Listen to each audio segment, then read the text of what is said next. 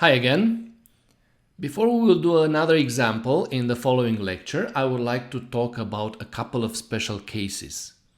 In the first case, I would like to exemplify what happens when we have two fluids of different densities. So let's assume some kind of a vertical retaining structure fixed at the ground level, and to its left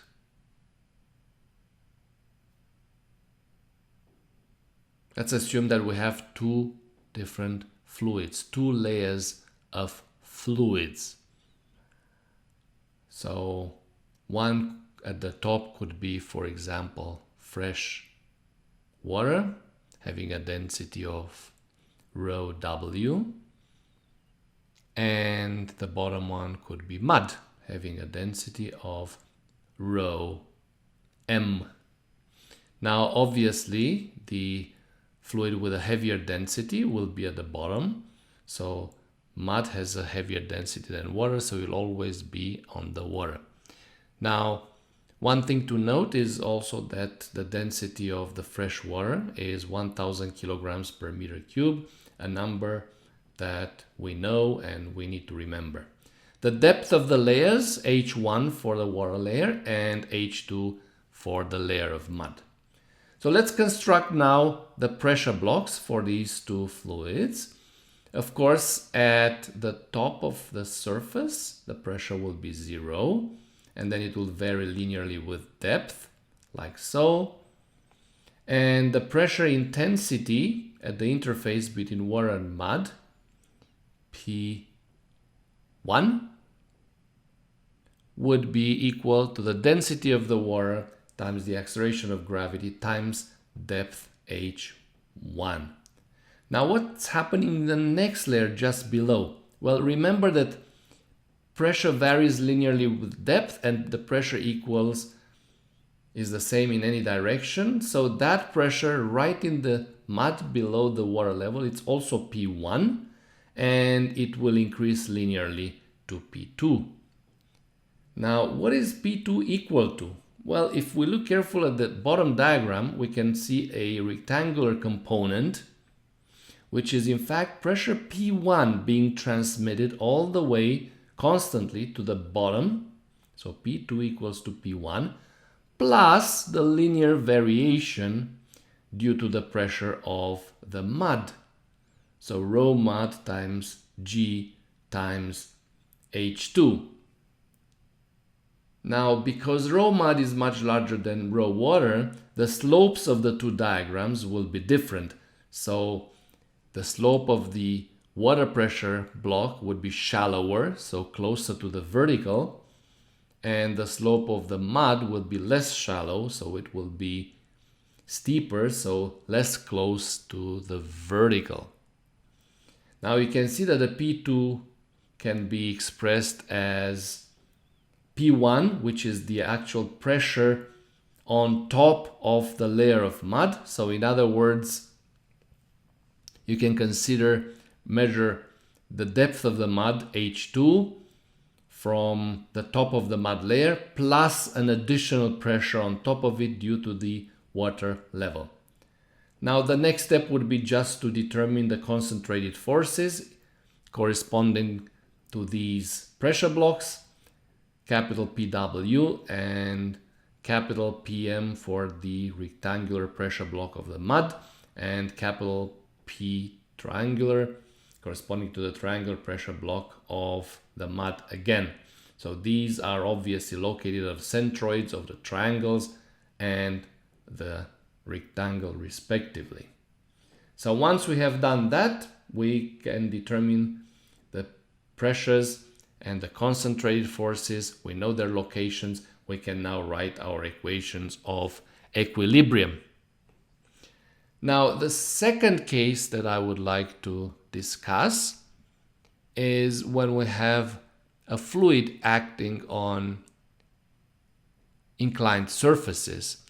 So different surfaces inclined at different angles. So for example, let's assume that we have another type of retaining structure, but it is part vertical and part inclined. So there's a kink somewhere at the midway or in between. And for simplicity, let's assume that we have just one type of fluid that this structure is retaining. We can have several layers like before, but let's assume we only have one. The depth of the top part is H1 and the depth of the bottom part is H2. And now if we draw the free body diagram of the retaining structure,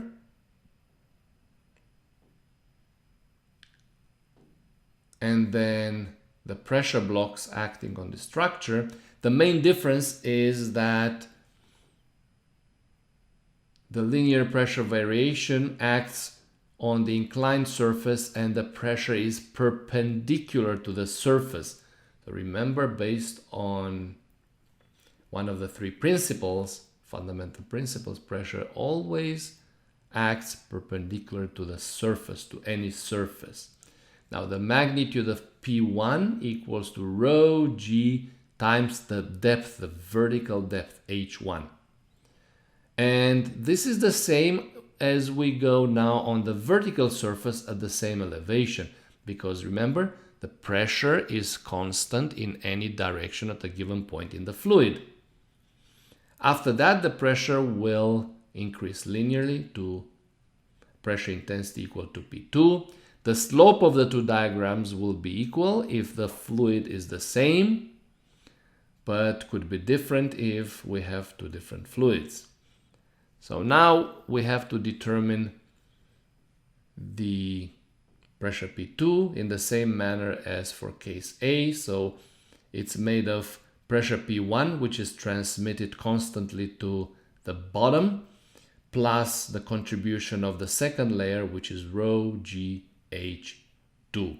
So that will be pressure intensity P2.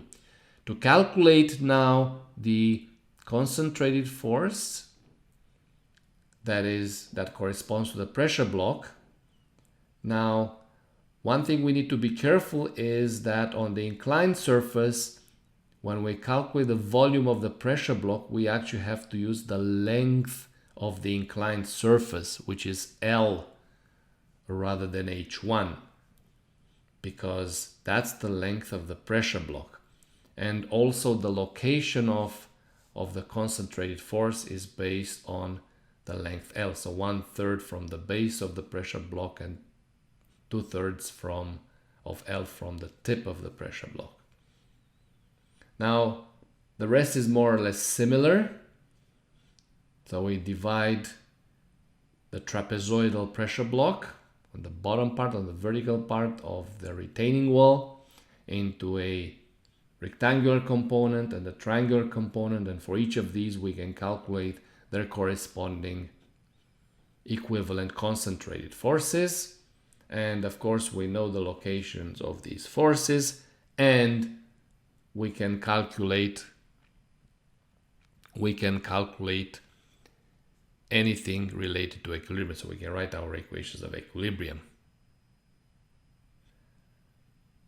Of course, if the fluid is the same, P2 can also be calculated as rho g times the total depth from the surface of the fluid to the bottom of the structure. But as I said, in some cases you might have different fluids, like two layers of fluids with different densities. So then the problem is similar. It's a combination of case A and case B, and all you have to do is be careful in how you calculate those pressure intensity. Thank you very much for watching this lecture, and we will do an example next.